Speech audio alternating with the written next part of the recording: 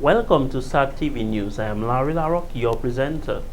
In our top stories, stakeholders meet to formulate National Crime and Violence Plan. Suriname President fires Minister of Finance. Libyan PM Ali Zaiden freed from captivity. And in sports, Will Strathmore Primary School dominates Independence Preliminary Athletics competition. Details of these will follow.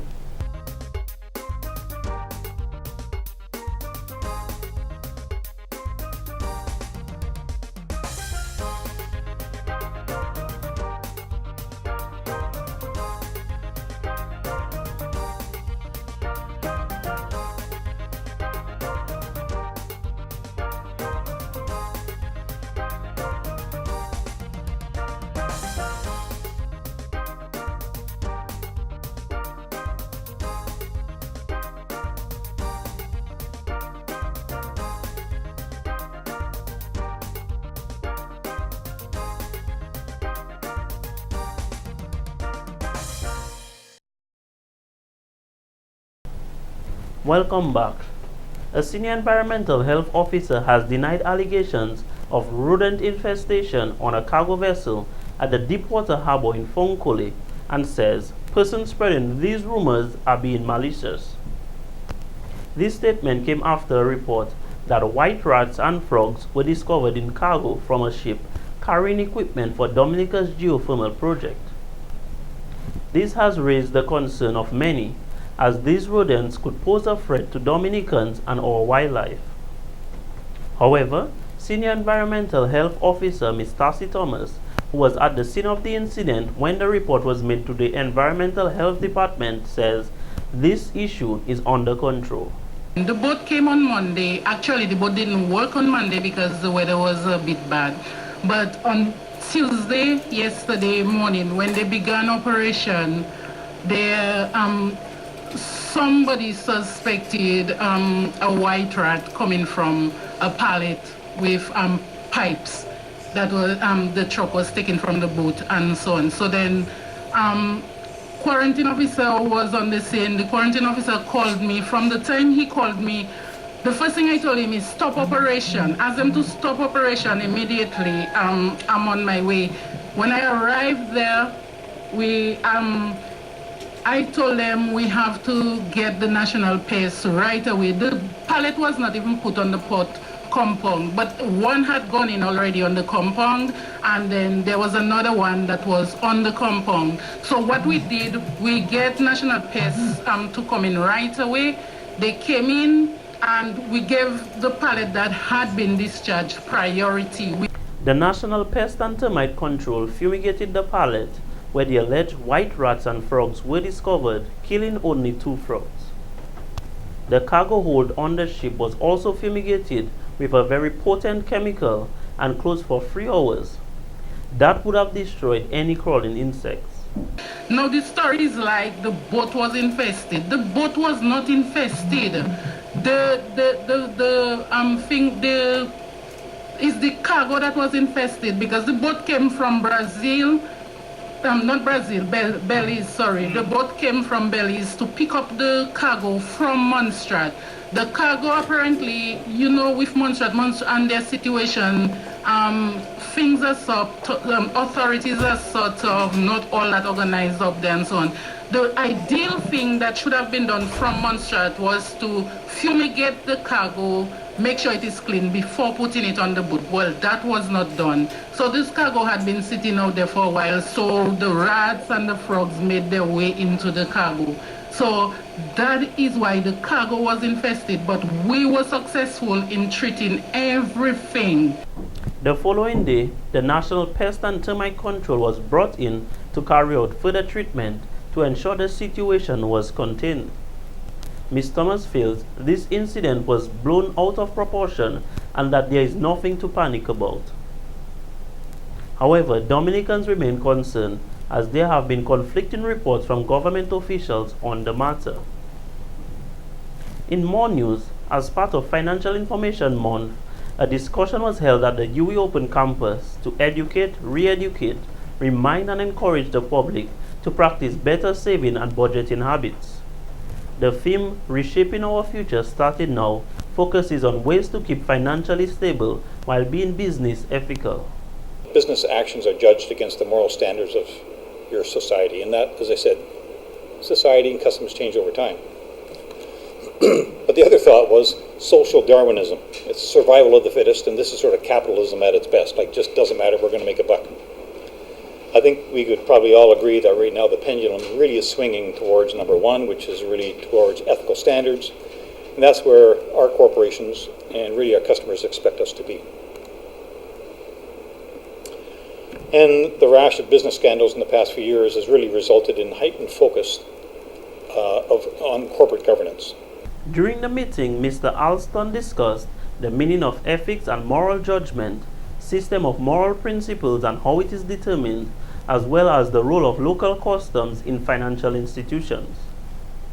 The principles of ethics, he says, covers the role of being socially and environmentally responsible, and he has often found that large corporations will look into what an employee or potential employee posts on social networks, including Facebook.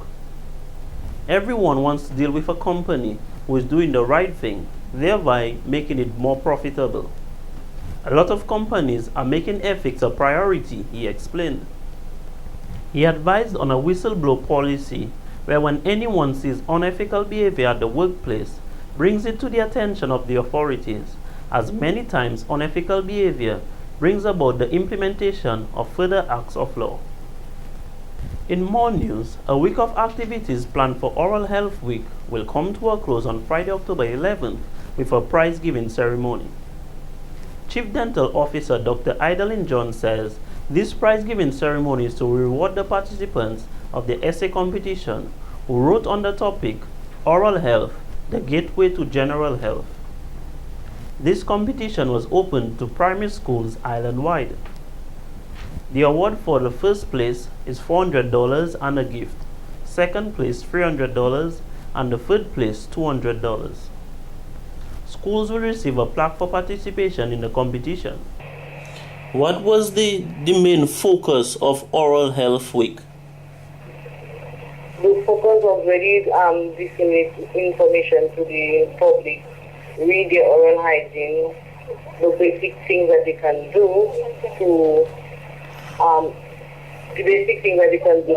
improve their oral health. Oral health is very key to one's overall health. Anything that happens in the mouth is going to affect the entire body. And then it depends on the oral symptoms or the oral problem that one has in the mouth. It can tell how your general health is. So we will pay a certain emphasis on these areas here, and then encouraging the people to really be more conscious of the oral health and the oral hygiene. The public is advised to visit their dentist for annual checkups rather than neglect their teeth, a vital part of the human body. The government service provides normal teeth cleaning, free for children and senior citizens 60 and over, and at a cost of $20 for adults. The whitening of teeth, however, is not included. The final activity on the cards as part of Oral Health Week is a National Fruit Day to be observed on Friday, October 11th. Encouraging everyone to have a fruit for their snacks tomorrow. So that was the activity we had for the week, and then the general annually that's what we do. So just encouraging people to just have that fruit on the day, and then to take advantage of the opportunity that is given to them by the government to have their free dental checkups and to the services that are available to them. In more news, in the ongoing effort to effectively curb the instances of crime and violence in Dominica, the IDCCV the Interdenominational Committee on Crime and Violence held a forum on the issue on Thursday, October 10th at the Diocesan Pastoral Center in Monbrose. The one-day event includes, but was not limited to, stakeholders from the Ministry of Education, the Dominica Employers Federation, the Dominica National Council of Women, and the Discover Dominica Authority, who will work to develop a national plan for crime and violence.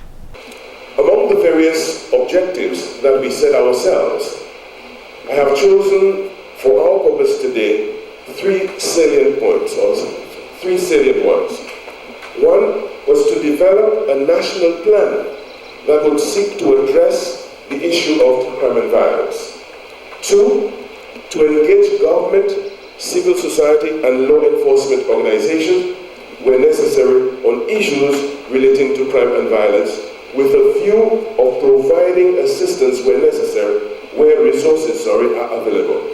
And three, to continuously monitor and review the status of crime and violence in our country. Among the many objectives that we have, these were very central, and we could see why for today's proceedings we need to focus on these three objectives that we placed for ourselves. He said a national plan is important in Dominica to combat crime and violence, as there are many concerns about this growing issue.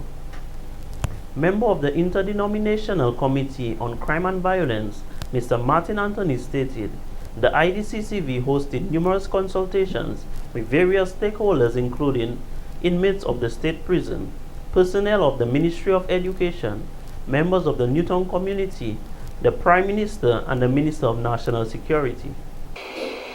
The overpopulation of the prison, as well as the high number of repeated offenders, and the need for greater security, or rather greater safety and security at the prison in its current state.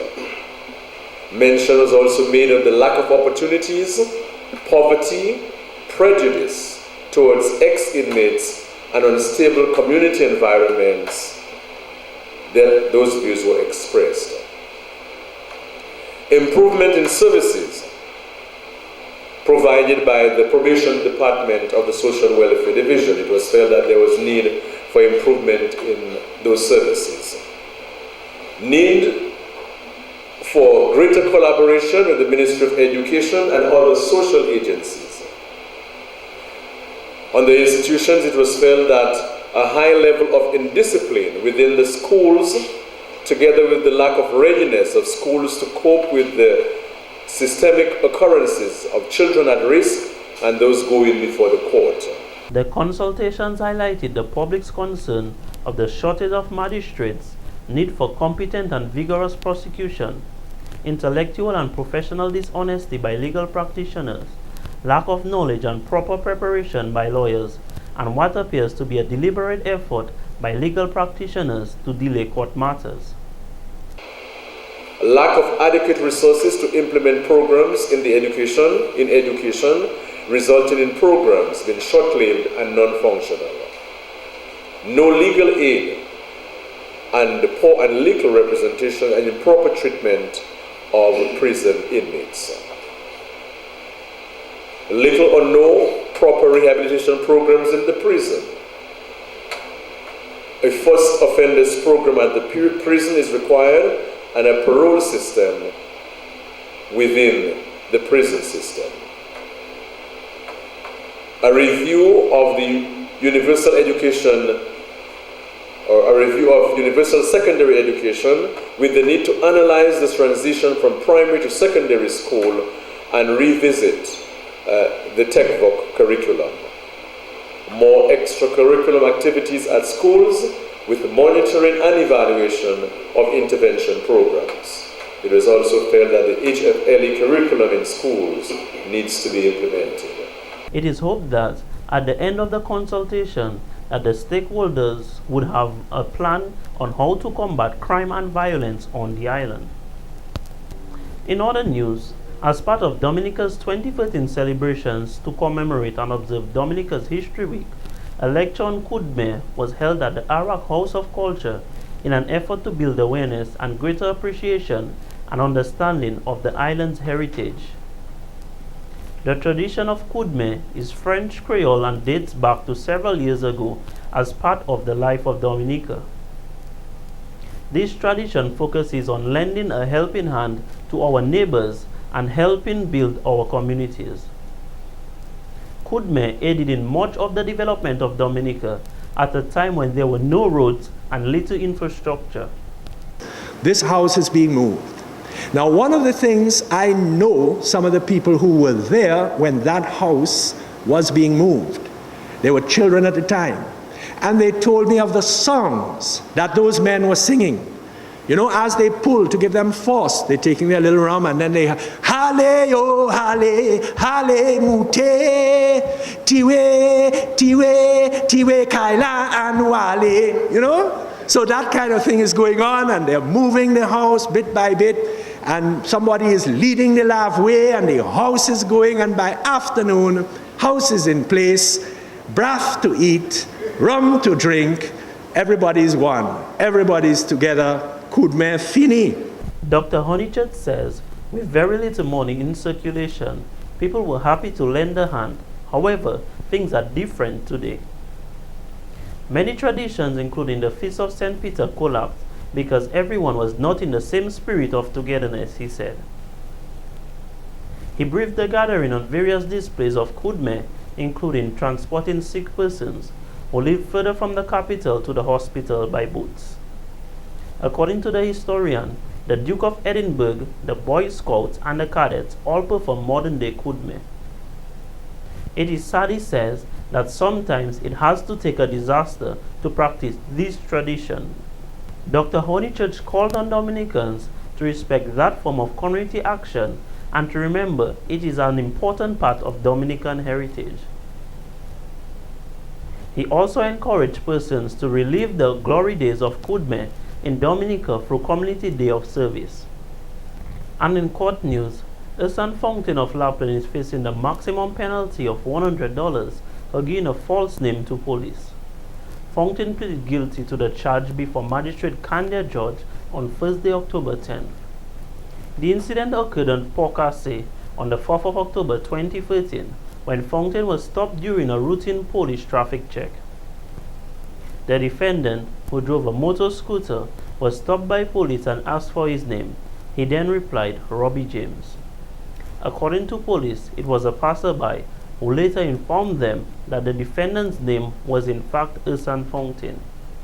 In mitigation, Fountain told the court that at the time of the incident, he became frightened when he saw the police. Fountain was given a fine to be paid by October 11, 2013, or in default will be sentenced to 1 week imprisonment. This has been the local segment of the news. Coming up next, regional highlights.